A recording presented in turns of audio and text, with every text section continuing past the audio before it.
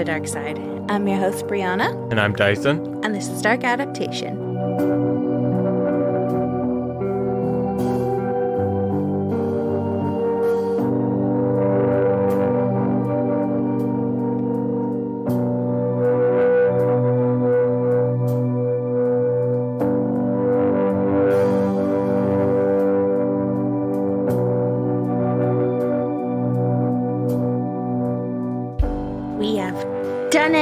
We have arrived. It is the final part of the crimes of Dellen Millard. We made it, baby.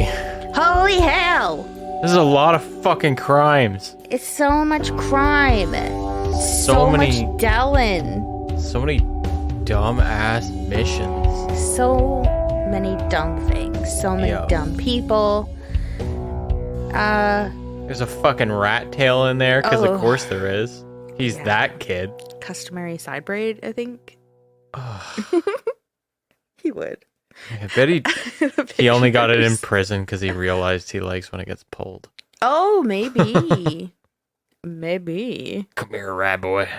Dellen Millard, rat boy. That's his bioflick. Rat boy. I mean, why not? Yeah. Just Dellen. Yeah. So that's it. This is it. This is it. Don't get scared now. The final part, 7 parts. What the fucking hell? I thought this was gonna be 4 parts. Yeah, okay.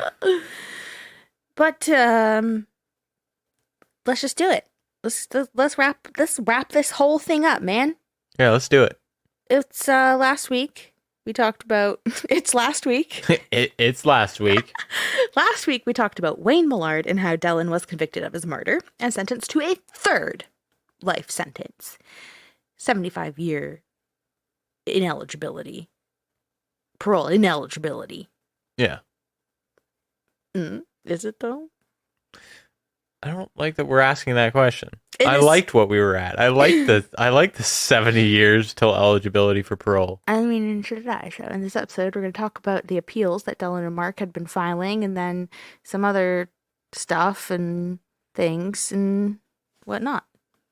All right. So as we know, Dellen appealed all 3 of his convictions. He had a lawyer for his appeal for the murder conviction of Laura, but represented himself in Wayne and Tim's cases because he says he didn't have enough time to retain counsel. And then when he was like petitioning to get the dates pushed back, they were like, no. Oh. So yeah, he was like, I don't have counsel. Your Honor. Oh, counsel. It's like, whatever, you're allowed to represent yourself, and so you shall. Yeah. Dellen. His conviction appeal for murdering his father was immediately dismissed by the court. They basically were like, no, the evidence is overwhelming and you're guilty, so no new trial for you. Good. Both Dellen and Mark appealed their convictions for the murders of Tim Bosma and Laura Babcock.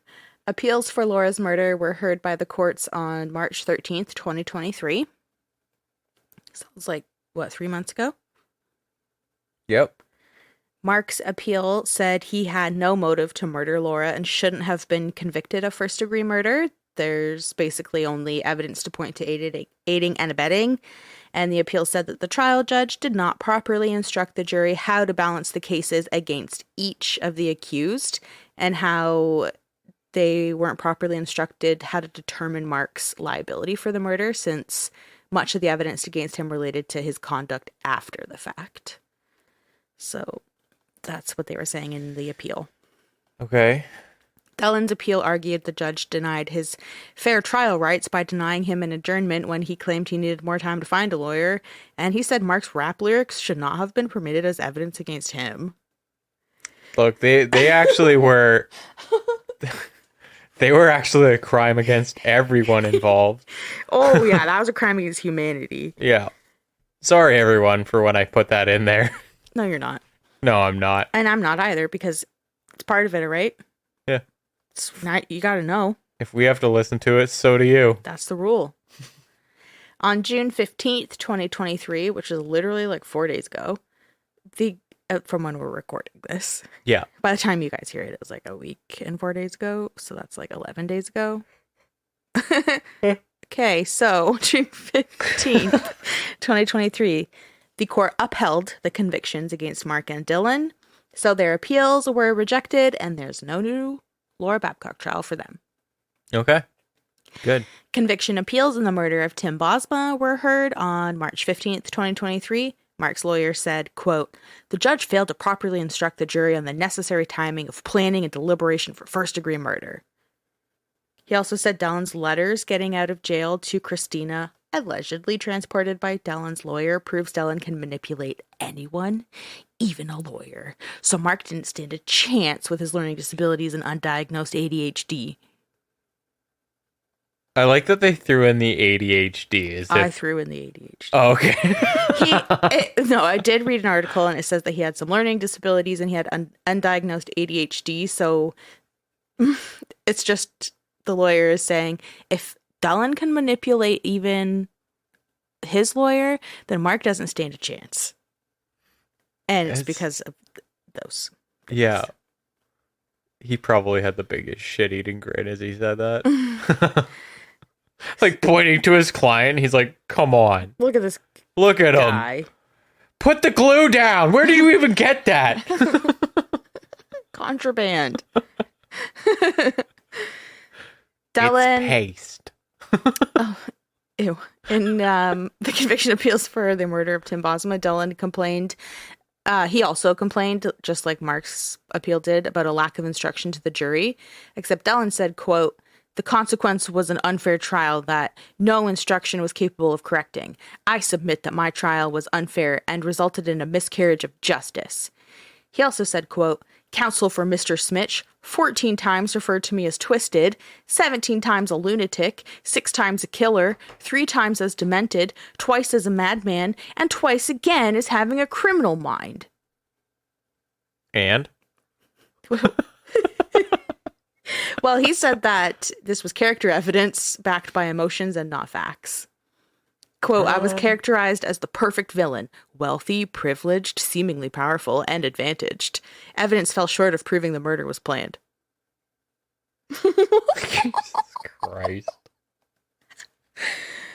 That's what happens when you represent yourself. Oh, what do you mean? That's an hey, Jesus Christ. They're teaching this in law school, I'm telling you. Oh, for sure. Yeah. "I was characterized as the perfect villain, wealthy, privileged, seemingly powerful, and advantaged." They pretty much made me out to be like Batman or something. Like, what a cool guy. What? What a misrepresented man. So the 3-justice panel were in agreement that the judge handled Tim Bosma's murder trial well. Everything was properly addressed and instructed. And on June 14th, 2023, they dismissed the appeals. Their convictions were upheld. No new Tim Bosma trial. Yay. So all three of, the 2 of Mark's appeals were rejected. All 3 of Dellen's were rejected. But that doesn't end the appeals discussion, though, you know? So Mark and Dellen had also been appealing their sentences. The no parole eligibility for 75 years for Dellen and 50 years for Mark. Then, in 2022, a Supreme Court of Canada decision struck down consecutive parole and ineligibility periods as unconstitutional and cruel and unusual punishment. Oh. You know what's cruel and unusual? Supreme Court. What is? Everything that Dellen and Mark did. Yeah, that's a good fucking point. Everything. Yeah. Murdering 3 people. Well, Mark murdering 2 people, Dellen murdering 3 people, including his own father, disposing of 2 of those people in an incinerator. That's pretty cruel and unusual. Yeah. You think in 25 years they're just going to get over it? Huh. So Dellen and Mark's 75 and 50 year ineligibility periods were reduced to 25 years ineligible, meaning that they are now eligible for parole by 2038. God damn it, Canada. I mean, it does just mean eligible. I know. So, like, I don't think Dellen even stands a chance. I hope Mark doesn't stand a chance either, but it's still annoying because something that was so good about the 50 to 75 years, like, respectively for the 2 of them, is that when you go to court for parole eligibility, a lot of the times, the victims' families and stuff go so that they can make a statement saying like why the case still affects them and how they'll never have their loved one and blah, blah, blah. Like they usually get to say something. Mm-hmm. So if it was 50 and 75 years later, a lot of the people wouldn't have to really worry about that. Yeah, they have to, now they gotta But now it's reopen the wounds every time. At this point, it's 15 years away. And they're going to apply for parole. Yeah. They will. Yep. So now it's like 15 years will come before you know it. And they'll be right back there. So like it's just so fucking unfair. Oh, it's unconstitutional, it's cruel and unusual. It's like, how about don't be a fucking serial killer? How about that? How about that? Damn. At parole, like I would just be playing this rap song and be like, just for that, no. Still, just for that, no. Still no. Hopefully they just get struck down immediately. I have a feeling that this is one of those ones where like everyone knows them and they're like, no, I'm not going to be the guy responsible for this. No, you're staying in prison. I mean, yeah. It would be absurd if it went any other way. I just feel bad for the families. Yeah, it's fucking horseshit. The drama with Dellen doesn't stop, So in July 2021, Dellen was involved in a fight at Millhaven Institution. That's the prison that he's held at. And in this fight, he apparently restrained a man while another inmate stabbed him. The man, not Dellen. And the victim survived, and Dellen and the other man were charged with assault, causing bodily harm, and weapons possessions. And the co-accused pled guilty, but, it's Dellen, so he pled not guilty. Like, duh. Jesus Christ. He's even in prison. Just fucking, like... Is he in like is he in like max security? Oh yeah, he's in maximum security. Okay, then absolutely fuck this guy, because like max security versus medium, like max security is like isolating you, like limiting the amount of interaction you have with other inmates. So like even with the slightest like leeway, he fucking did that. He claims he didn't. He claims that he was stepping in the middle of two other people fighting. And was just trying to break it up. But then these two other guys said that he held him back and let him stab him. It was like 2v1. Yeah. So it was Dellen and the co-accused versus this one guy. But Dellen is saying, no, it was those two fighting and I stepped in to help. So the weapon charge was dropped for lack of evidence, but he was convicted of the assault charge in March 2023. So like... I mean, at this point, he's already in prison for fucking ever, but he's just misbehaving. Yep. But of course, he's saying, it wasn't me. All I did was step in and like try and break up the fight. And then he represented himself. Of course. Like, obviously. Yeah. And so he was calling people to testify that were fellow inmates. Mm-hmm. And at first they were saying, yeah, I saw Dellen. He was just stepping in to try and break up the fight. I could hear him yelling to break it up and to just lock up, which means like just go back to your cell and like don't do this. Yeah. But then under cross-examination, it just crumbled. It cracked so easily.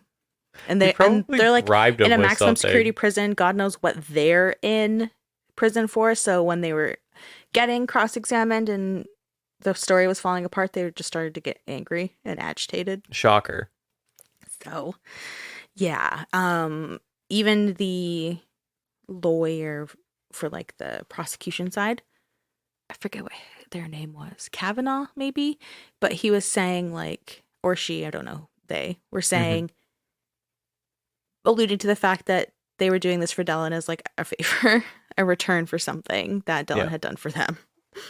Yeah, probably. So, plus they're like you're saying, it's a maximum security. A lot of these people were in their cells, and a way that inmates will like look around when they're stuck in their cell is by sticking a mirror out, and they'll like look around down the hallways and stuff with the mirror. So the one guy that was giving testimony on Dellen's behalf said that he was watching what was going down through like a mirror. Yeah. Like it was a wild story, man. So yeah. Christ, just imagine. I can't believe they let him cart out inmates. They No, probably were it like, was like via Zoom. oh, okay, all right. I thought for a second like he was just giving some of his friends a day out. No, it was like video conferenced in. Okay. Same with like their appeal convictions that they were appealing. That didn't work out how I wanted to. Yeah. Each of the convictions they were appealing when they were meeting with the like justice panels and stuff, judge panels, it was all through Zoom. Right. COVID. We had a whole. Yeah, and also like you just realize now it's easier. Yeah. So, yeah, that was just a little bit of Dellen drama, you know. I wish he was the one that was getting beat up. He's the one that was stabbed and didn't make it. What?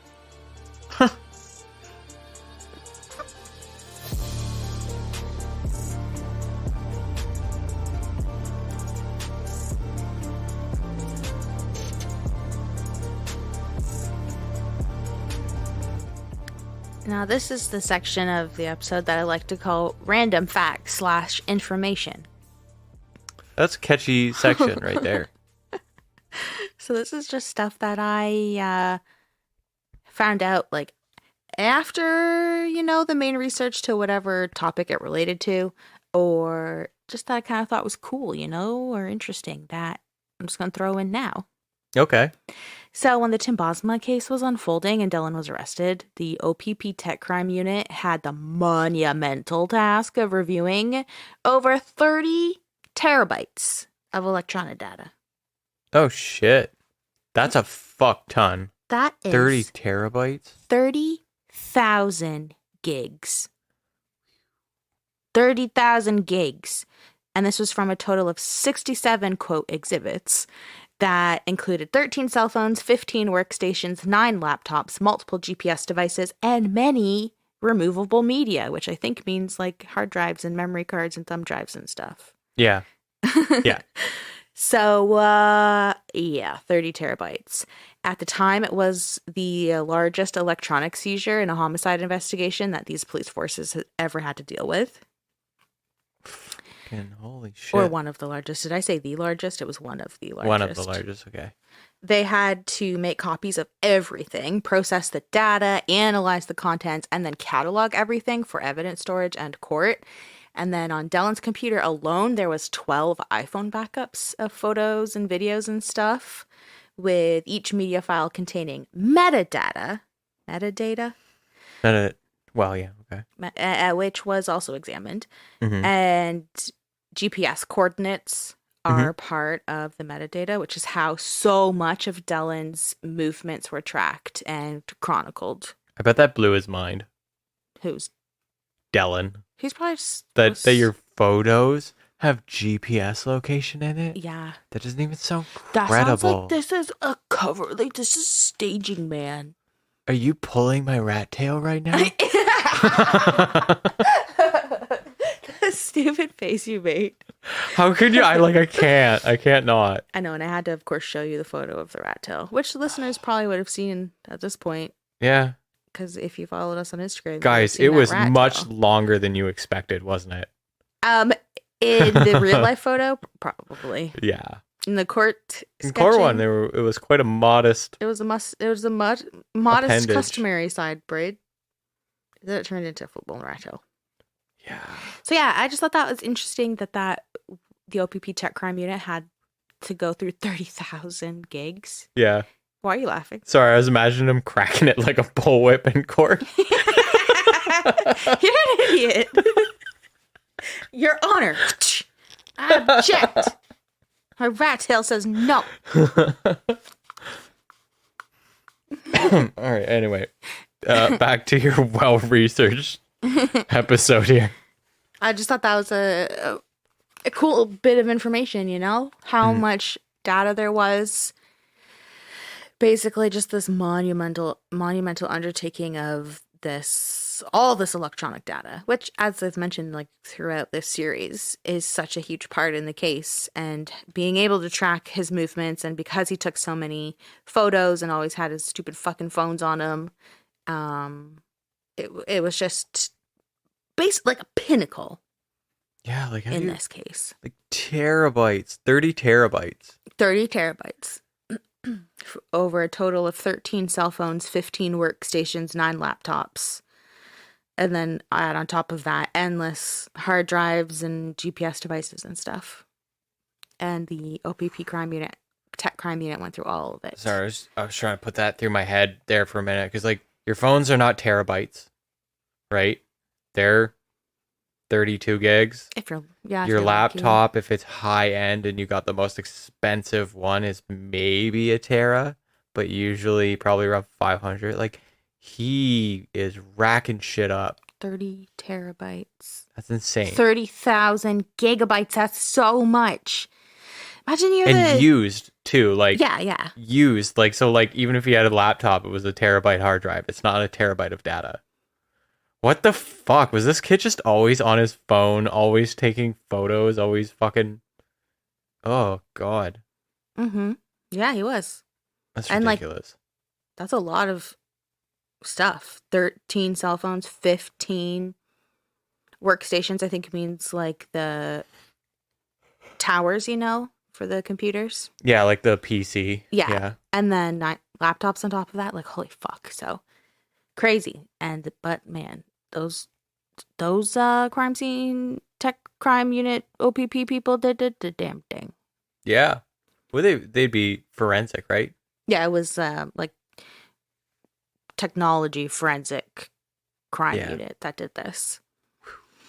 That's a lot of nerds while looking at a bunch of fucking useless shit on a computer. I know, imagine how much painful shit you would have had to sit through. Oh God. All this dumb fucking rap video. Like 2 of those rap videos came up into the trials, and like that was for a murder case. Imagine how many are just unrelated. Yeah, just a fuck ton of them. Probably just filming stupid shit. Plus, think of Dellen and his fucking Molly crew. Like, they were probably filming everything and just being fucking idiots. So there's probably so much like video that they had to watch, and it was just nerds wedging each other or some shit. Just playing grab ass with each other. Something that was cool is that one of the photos that was like recovered from one of Dellen's phones was a close-up of a gun, and there's a finger in the shot, an index finger, and you can see the fingerprint perfectly. And a forensic examiner was actually able to match the fingerprint to Dellen. Well, there you fucking go. So Dellen is literally caught red-handed holding the gun that killed Tim Bosma in that photo. I thought that was so cool. Yeah. Man, that's a fucking needle in a haystack, though. All this shit you gotta drudge through. Mm-hmm. Wow. So they were really looking at it all. Yeah. They weren't just like skimming like next. Boring. Late. So I also found out that in total there was 65 letters to Christina. You know how we had to sit through that. Yep. Yep. In one letter, Dellen actually tells Christina that Laura overdosed with Mark's Mitch for mixing her prescription with cocaine. So in a letter, he literally was like, yeah, man, like, I don't know. She was with Mark and, like, OD'd. Oh, my God. And then I dove into the letters a bit more because I was curious, like I had said last week, about Dellen's lawyer and what happened there. Mm-hmm. And the short answer is nothing. Nothing happened? So, no, nothing. Oh. Nothing happened. Oh. According to a CBC News article by Adam Carter, which was dated December 12th, 2017, that lawyer, his name is Deepak Paradkar, he denies any involvement or knowledge of how letters between Dellen and Christina were passed back and forth, even though his name is written on envelopes in which the letters were found, and the letters, quote, could only have been transported from the jail by a lawyer, Police were advised by the security manager at the jail where Millard is housed that visits at the jail are not face-to-face, but rather through glass, such as that nothing could be exchanged. Police were told by the prison's security manager that the only way letters could get out, if they weren't mailed, was through a lawyer. Yeah, that looks pretty fucking bad on the lawyer. I can't believe nothing happened of that. So despite that looking terrible, Mm-hmm. and the fact that literally everyone is saying, no, the only people that do face-to-face is the lawyer. No one else is allowed to do face-to-face.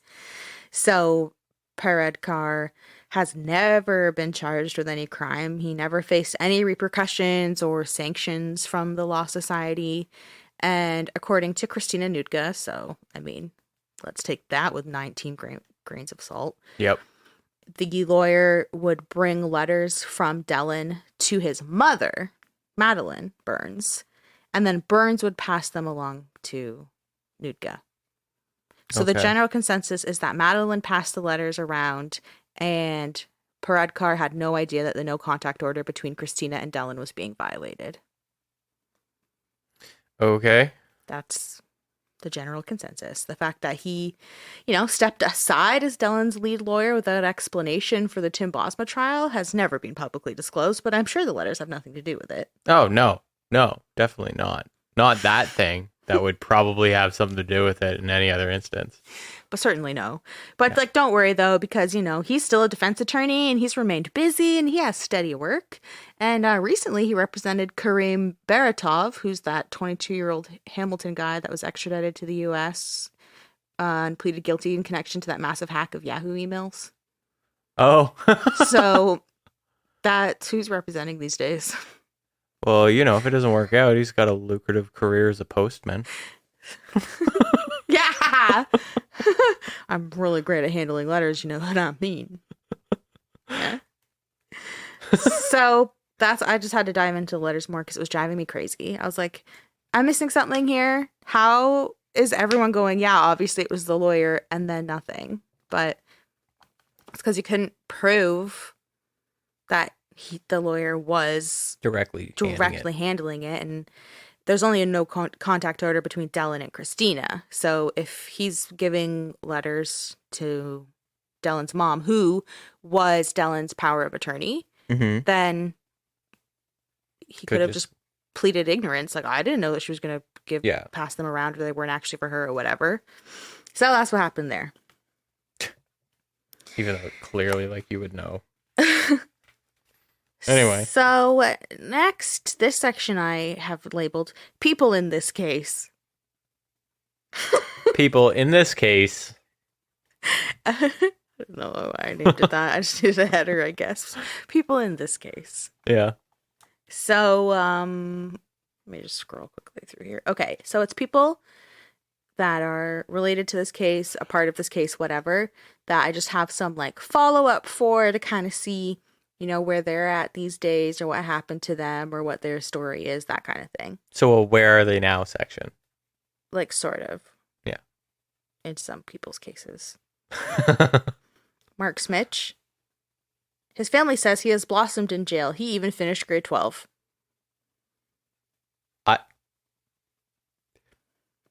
Wow, I got conflicted. My first inclination was congratulations. Then I was like, it's Mark Smitch though, so he's blossomed in jail. Then he's finished grade 12. He was probably 36 years old when he finished grade 12, but he fucking did it. All right, I mean, man, that is really fucking me up. I know, right? Also, I don't know if blossomed in jail is really a good thing. Do you want to blossom in jail? Just thriving. He's leading the pack. You know what? I bet the structure and shit's probably very good for him.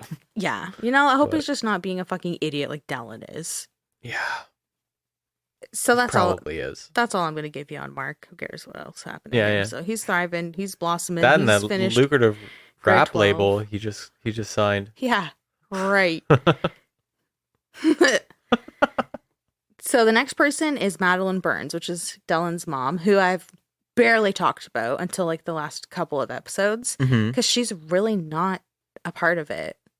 She was basically the Invisible Woman. She somehow managed to completely avoid the media throughout all of this chaos Mm-hmm. and instead supported Dellen like behind the scenes, basically, like kind of hung out in the background because, I mean, it is her son, it's her only son. And also because like she really believed that he was innocent, that he was basically being framed and just was in total denial of everything. Ugh. From the time Dellen was charged with Tim's murder until he was convicted of killing his own father, so that's like a 5-year span, Madeline remained devoted to Dellen. She refused to speak to the police. Like I had mentioned, Dellen granted her power of attorney so she could handle his finances and sort of make decisions on his behalf. Mm-hmm. Dellen transferred 3 of his properties to her for $1 each so that she could sell them since he couldn't sell them. He's in prison. Yeah. And then she would use the profits or the money made from those sales to repay a bank loan taken out by Millard Properties.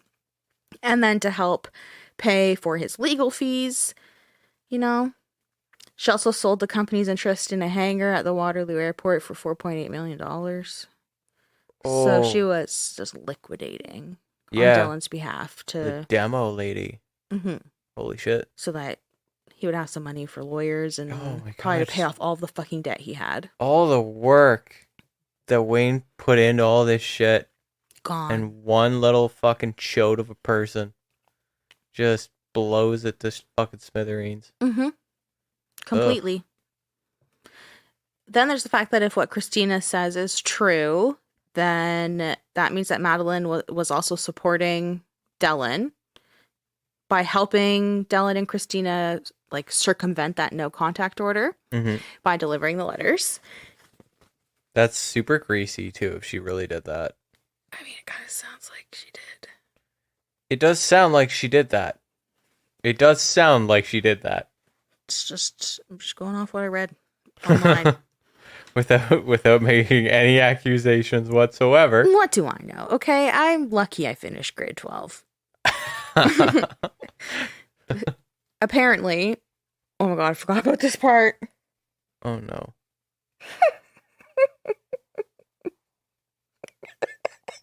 Oh fuck no, what is it? He was whipping around his rat tail like a bullwhip. Oh my god, I forgot about this part. It's so bad. Okay. Apparently, Madeline also helped Dellen and Christina communicate by phone. One time, she took Christina to a payphone and called the contraband cell phone that Dellen had in his cell. And she handed the receiver to Christina so Dellen could serenade her with Wonderwall by Oasis. No. No fucking way. Yes. Oh my god. Oh, he is that person. He's just that person. Isn't that all into so a ball. funny and sad and awful and gross and horrible? I just like it would be like the cringiest like office scene. And just his mom is there watching, too. Yeah. And he's singing to his girlfriend. And she's I probably said, like maybe. and she's probably just like, She probably loved it. Oh yeah, probably. Christina probably loved it. Madeline probably was, I don't know, I feel like that woman disassociated on a regular basis. Yeah. But I also thought it was so funny because I just found this out today while I was researching, like, like, Madeline, where is she today? That kind of stuff. And just seeing what her role was. Then I started laughing because it's funny. And then I was laughing harder because in, like, part 3, maybe, when we were making fun of Mark Smitch and how he's probably that guy that unprompted raps to people. Yep. And then how I was making fun of people. You can't be inside the party or outside the party because if you go in, there's some douchebag playing Wonderwall. Yep. And like literally, Dellen is that guy. Yeah. They're just the insufferable duo. Everything is so insufferable. And apparently, Christina told this as part of her testimony. So then, when she was talking in the courtroom in front of everybody, and the courtroom collectively just started laughing at her when they heard that he serenaded her with a Wonderwall. Oh, you know what? I bet everyone was trying their damnedest not to as well, but you can't But you not probably, fucking you know, when laugh you're at that. trying not to laugh and you look at that one person you should never look at, who's like Yeah, they give looking you at, that look. yeah, and then you lose it. There's Yep. probably a snowball effect like that. Yep. There's actually a few times apparently during her testimony that people just laughed at her because she's so fucking dumb. Oh man, I don't know if I could handle it. Like, I would probably get kicked out. Yeah, They would me be like, "You too. need to leave." I'd be like, "Yes, I do." Listen, sir, you're not wrong, okay? Let me just say that first, but I'm you gotta disappointed go. in your decision, but I understand and respect it. You know what? I was actually on my way out. See ya. So, Madeline was actually subpoenaed to attend the trials, but never called as a witness. And she only showed up briefly to that one court date that I mentioned when Dellen was on trial for murdering his father. And other than that, she was MIA. She wasn't around at all. She did not want to be. Well, that was until Dellen's March 2023 court date for that prison assault charge, you know, the whole Millhaven. She showed up for that one. Yeah. There weren't very many people in attendance, so it was like very quiet, except for this random outburst by Madeline, who appeared to grow like very frustrated at the Crown's line of questioning. And she was like just shaking her head and audibly scoffing and just saying stuff under her breath. And then the OPP officer had to be like, yo, shut the fuck up, or else we're kicking you out. So I don't. You know that OPP officer was like not a timid looking dude either. He was not. probably like, "Shut the fuck up." It's just like, ugh. Well, I doubt he actually was like, shut the fuck up. In my head, that's canon. That's exactly what happened. I didn't want to know what else is canon in your head. That's true. Oh, yeah, it's wild in the there. whipping of the rat tail. The bullwhip. Okay, so when it comes to Madeline, like where she's at today, what she's doing, whatever, I have no idea. I don't know. This is all I know about Madeline Burns. Oh, I actually kind of don't like that because like I could run into her at any point and not know. Ugh. Well, I don't think. I don't. What is that? What would that even? That doesn't even matter. To me, it does. Okay, well, you probably run into so many people and you're like, Yeah, I just don't need the extra. Same though. I'm like, ew, is that a person? It's wild to me that she's managed to like keep herself Isn't it crazy? on the DL like that. This was a media frenzy. This was everywhere. Yeah. And she wasn't. She was nowhere. She just managed to just sneak around like a little ghoul in the back. Yeah. It's wild. She's an enigma. An enigma. She's like the Phantom of the Dellen. Right. Right. You know, sometimes you win some, sometimes you don't. It's all right. Yeah. You know. So Christina Nudga, what's she doing? What's she doing? The little crusty crab who maintained her loyalty to Dellen even after his arrest, and she herself is a convicted criminal. Let's not forget obstruction of justice. And you know what she's doing now? She's a cop. Oh, she's on the verge of becoming a medical doctor. Really? Yeah. So in 2017. The year after Tim Bosma's murder trial, and she had secured that super sweet plea deal for herself, she entered Poznan University of Medical Sciences in Poland. And if she completed that 6-year medical program, then she's likely already graduated. And at this point, literally right now, she's probably eligible to apply for her residency. Oh my God. And could be a fucking MD. That's fucking wild. Is that despicable?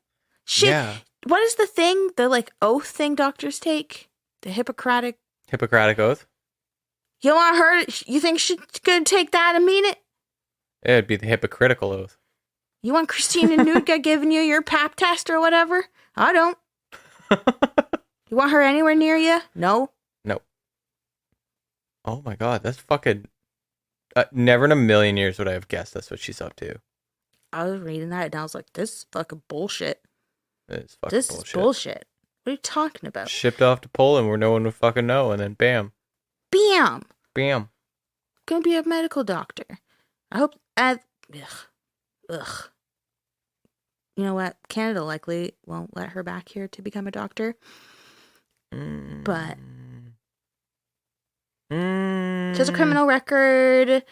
She has no moral or ethical code. And I don't want to talk about this anymore. I hate her. Yeah. I hate everyone in this story. Yeah. It's just a parade of idiots. It's awful. Yeah. Somebody could have Christina as their doctor. Are you kidding? Laura's family. I don't really know what they're doing. They have remained very private, which is totally understandable. Mm-hmm. And the last thing I kind of read was mainly just about how, you know, Dellen and Mark had been appealing their sentencing and their convictions and stuff. So when the Supreme Court of Canada had said that parole ineligibility for 75, 50 years, whatever, was unconstitutional, you know, they were upset by that, hearing that they would get reduced down to 25 years. Yeah. So that's kind of the last thing I know. And other than that, they remain private. And if you do know them, respect their privacy. Okay. Yeah. They want to be private. They don't want to be in the limelight. Leave them alone. I'm saying like everyone's trying to specifically find Laura Babcock's There's like maps and yarn string on the wall. And the last person I'll give an update on is Charlene Bosma. Charlene has always held Tim close in her heart. She says that her faith has carried her through and is what propels her and her family forward. But that does not mean she's willing to forgive her husband's murderers. She said, quote, "It's not my responsibility to forgive them. That's up to God."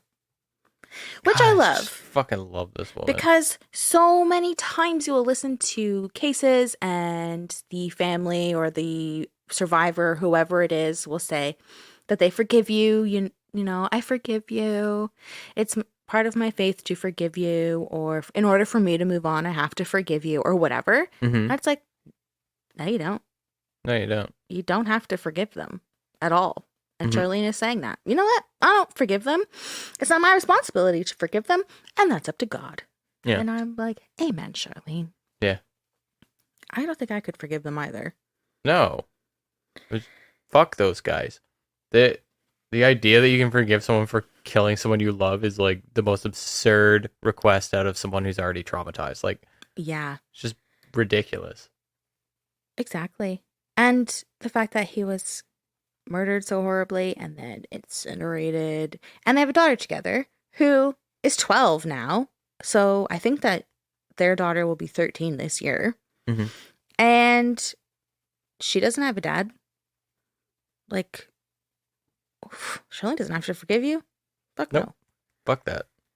So yes, the daughter is 12 now, and Charlene has kept notes from the trial tucked away to share when the time is right.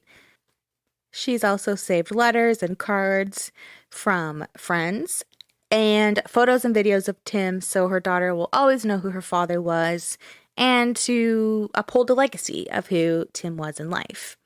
Because Charlene has said, quote, "This is not the Dellen Millard story or the Mark Smith story. This is Tim's story." So that's how she wants to really keep it and talk to her daughter about it. Mm-hmm. When the trial was over, Charlene thought about moving, but she had built a life in Ancaster with Tim and in the house that they had built together, so she wasn't ready to leave. Mm-hmm. She had said, quote, "You never move on, you move forward. To me, there's a huge difference. I'm never going to leave that part of me behind. Tim is always going to be with me. Because for a brief flash of time, we were a we. There was an us." Beautiful. Mm-hmm. Yeah. Charlene has kept Tim's memory alive through Tim's Tribute and the Healing Tree. Tim's Tribute was founded in 2015, and it provides financial assistance and support to local families who have lost loved ones to homicide in both the immediate aftermath of the tragedy as well as during the trial. So there's like a financial and support aspect to this charity. Okay. Mm-hmm. That's pretty cool. It is. Charlene has worked endlessly to be happy and to have a stable life for her and her daughter. In 2018, Charlene finally moved away from Manchester, and she got remarried to a man named Wes, who was actually one of Tim's closest friends. Oh, okay. So he was living out west. Wes was out west during the trial. Right. Yep. But after a difficult divorce in 2017, he moved back to Ontario, where he and Charlene leaned on each other for support, and their friendship, turned romantic. So on September 8th, 2018, they held a little private, backyard wedding at their new home together. So that's nice. She's, like she said, moving forward. She's not going to move on, but she's moving forward. She's married to someone who was close to Tim, so they can kind of, like they said, lean on each other. And I'm just happy that she's doing well. Yeah. She started this charity, Charlene is fucking cool. Yeah, she is. Just wild. And she'll, not recently, but in the years following the murder and the trial and everything, she was still sitting down and doing interviews. She was even in a Fifth Estate one, mini documentary thing. She is very open. She's just so strong. And how she was always addressing the media and everything. I don't know. She just can learn a lot from a woman like Charlene, you know?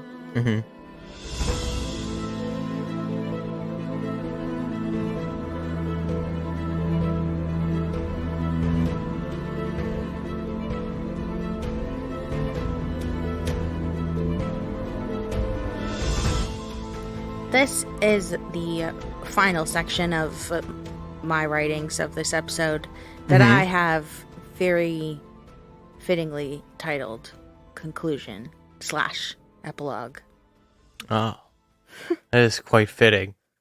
Do you want me to get epilogue music for you? Epilogue music? No, but I'm just going to read off this long rant that I've written to close this out, and then we'll see, okay? All right.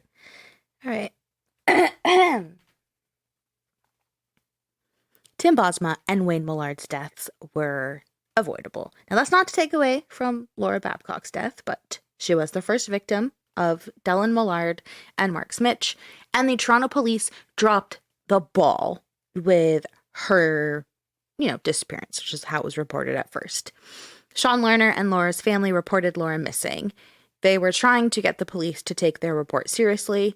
Sean went to the police many times. He even went there armed with her phone records that show Dellen was the last person in contact with her. And if you'll remember from part 5, they were in contact over 100 times. Dellen wasn't even interviewed or questioned in any capacity by officials. Sean took everything on his own, went out there, met him, talked with him and everything, but there was nothing officially done from the police's end. And the police blatantly ignored Laura's case, and it fell to the wayside. The Toronto police missed crucial clues and failed on all fronts until they were forced to backtrack and take Laura's case seriously. They never publicly mentioned Laura's case and Dellen's connection to it until Tim Bosma was taken and murdered, and then they finally held a press conference. And that's nearly a year after Laura's disappearance. So for 11 months, they sat on Dellen's connection to Laura's disappearance. They had the phone records. Sean gave them to the police, and they did nothing. In this press conference, they claimed that everything they did was by the books and they performed an exhaustive investigation, which is a blatant lie, and frankly, it is insulting to Laura and her loved ones, and to Tim's family. They had Dellen's name and phone number in their hands for months and did nothing. This allowed Dellen to continue murdering. He murdered his father 4 months after he murdered Laura, and he murdered Tim 6 months after he murdered Wayne. Tim Bosma wasn't targeted for who he was. he was targeted for what he had. The terrifying part is that he could have been anyone trying to sell a diesel Dodge Ram 3500. If Tim was trying to sell any other truck, he would still be alive today. But Dellen needed a diesel Dodge truck for his stupid dreams of racing in the Baja 500, but wanted to cut down on fuel costs. He could have simply stolen the truck, but Dellen is a sick, murdering thrill seeker who, at that point, had gotten away with 2 murders and thought he could get away with a 3rd because he's entitled and thought he was godlike. Charlene Bosma said, quote, "The devil led the vilest form of evil down my driveway, and he smiled at me before taking Tim away." It's a very powerful quote. That one's intense. Dellen took Tim from a loving family. Tim's daughter has grown up without knowing her father. Charlene lost her husband, his parents lost their son, and his sisters lost their only brother who they adored. Laura's parents lost their only daughter, and her brother lost his sister, a sister who had dreams of becoming an actress and making a name for herself. Wayne was murdered by his own son and never got to see his legacy project come to fruition. These murders were senseless and cruel and carried out by 2 dirtbag losers who are exactly where they should be. And even though they're lucky as fuck to be eligible for parole in 15 years at this point, they don't deserve it, and they should never see the light of day again. Amen. That was really good. That's it. Yeah. That was my conclusion epilogue rant. How do you feel knowing that 7 episodes, deep dive into this case, is finally wrapped up?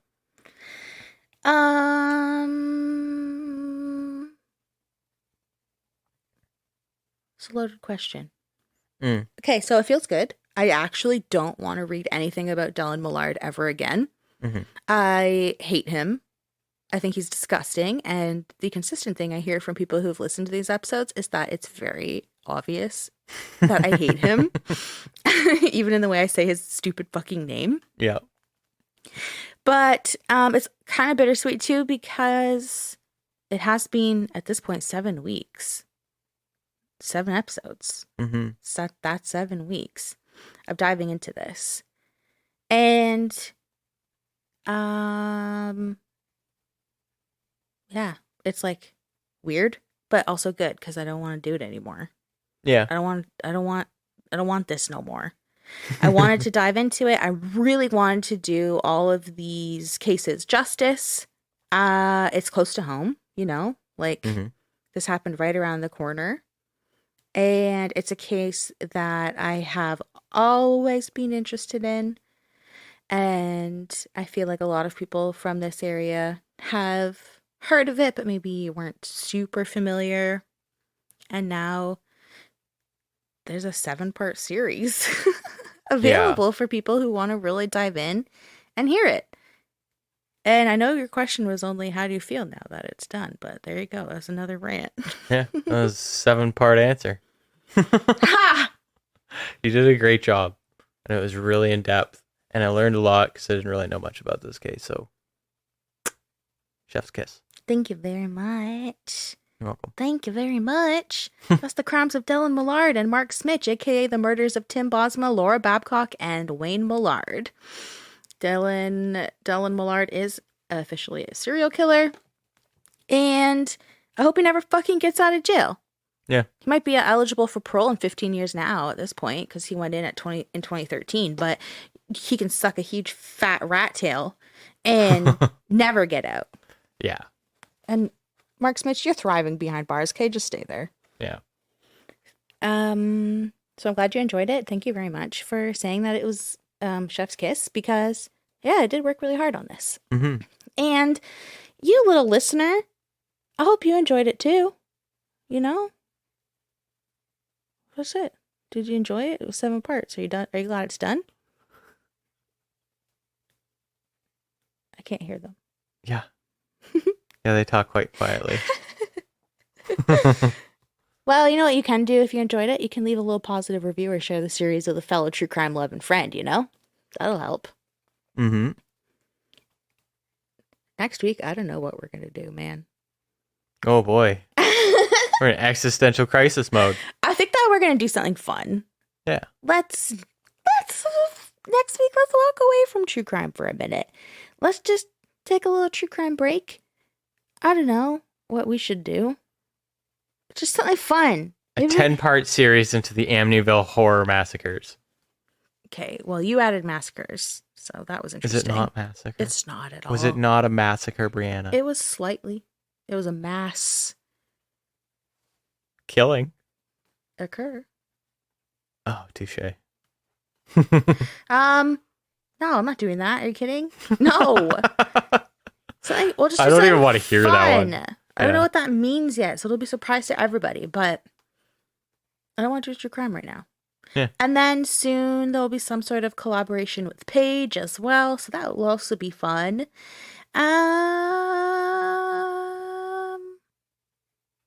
What do I do now? You tell everybody where you're going to catch them. On the dark side? Yeah. It feels so abrupt. Oh. I can do the kissing thing again. No, okay, no. So next week it'll be something fun. Paige will be back at some point, not next week, but at some point.